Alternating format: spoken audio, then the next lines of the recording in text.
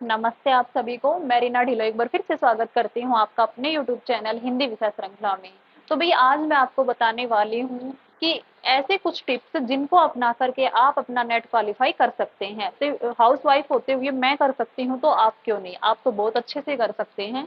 तो जब मेरा नेट क्वालिफाई हुआ था तो मैंने क्या किया था वो सारी चीजें मैं आपको बताऊंगी। तो सबसे पहली बात उसमें क्या होनी चाहिए कि आपके मन में ये कुछ एक जज्बा होना चाहिए कि हाँ मुझे कुछ करना ही है। क्योंकि जब मैं नेट की तैयारी कर रही थी तो उस टाइम पे मेरे पास एंड्रॉइड फोन था, मैं उसका यूज कर सकती थी सोशल मीडिया के लिए। परंतु मैंने ऐसा नहीं किया, मेरे फोन में व्हाट्सएप तक नहीं था। और मैंने ये सोच रखा था कि यदि मेरा नेट क्वालिफाई हो जाता है तो ही मैं व्हाट्सएप चलाऊंगी, अन्यथा मैं व्हाट्सएप नहीं चलाऊंगी। तो आप अपने जीवन में एक ऐसा उद्देश्य निर्धारण कर ले कि जो महिलाएं हैं वो ये कह सकती हैं कि यदि अब जब तक मेरा नेट नहीं होगा तब तक मैं अपने मायके नहीं जाऊंगी। और एक जो महिला होती है उसको मायके जाने का कितना चाव होता है, बहुत ज्यादा चाव होता है। और यदि वो ऐसा सोच ले ना तो फिर उनका नेट होने से कोई नहीं रोक सकता।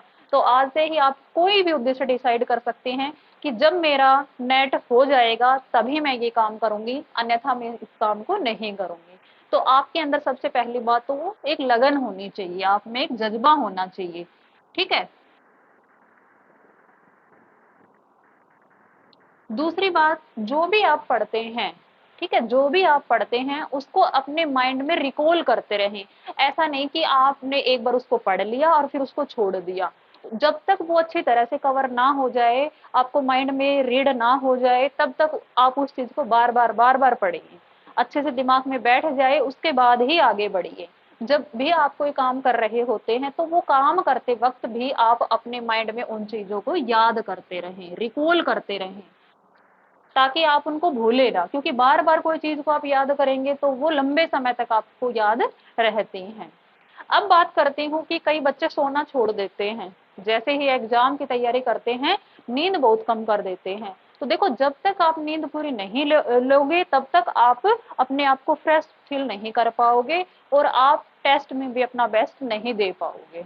ठीक है। तो आपको सोना भी जरूरी है, एक अच्छी नींद लेनी जरूरी है।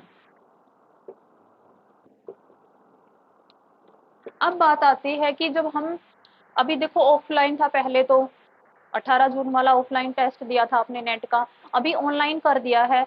तो ऑनलाइन की प्रैक्टिस आप घर पे करके जाएं, क्योंकि कई बच्चे ऐसे होते हैं जो शुरुआत में ही वहां कंप्यूटर के आगे बैठते हैं और उनको कुछ पता नहीं होता है ज्यादा कंप्यूटर के बारे में। तो वहां जब टीचर से पूछते हैं फिर करते हैं, क्योंकि टीचर के पास तो बहुत सारे बच्चे होते हैं। तो इस चीज की प्रैक्टिस आप अपने घर से करके जाएं ताकि वहां आपका समय खराब ना हो। ठीक है।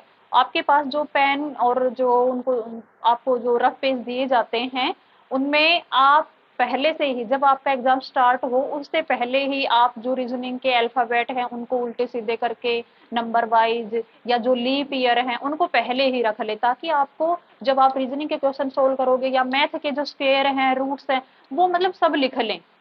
ठीक है, क्यूब वगैरह उनके सामने लिख ले, ताकि आप जब उनको सोल्व करोगे तो बहुत कम समय में उन चीजों को आप सोल्व कर पाओगे। तो एग्जाम से पहले ही आप इन चीजों को आपके पास जो रफ पेज हैं उन पर लिख ले।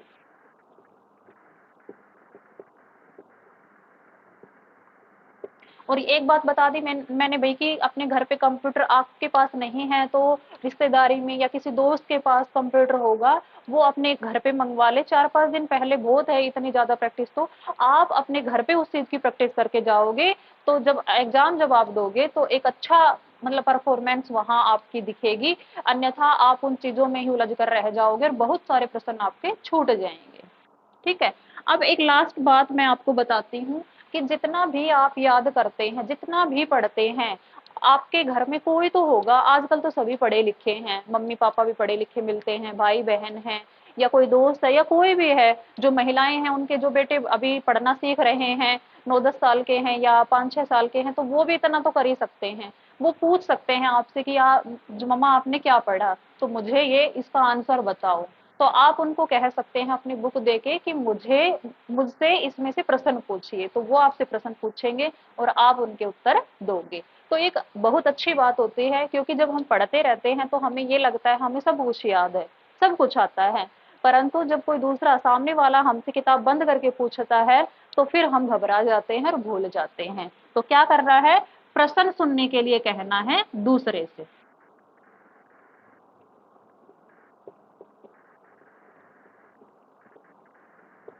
तो भाई इसी के साथ ही मैं इस वीडियो को समाप्त करती हूँ। इसके अलावा आपकी कोई भी क्यूरीज हैं वो आप कमेंट में मुझसे पूछ सकते हैं कि भाई जब मैंने नेट क्वालिफाई किया था तो मैंने क्या किया था, आप भी कर सकते हैं।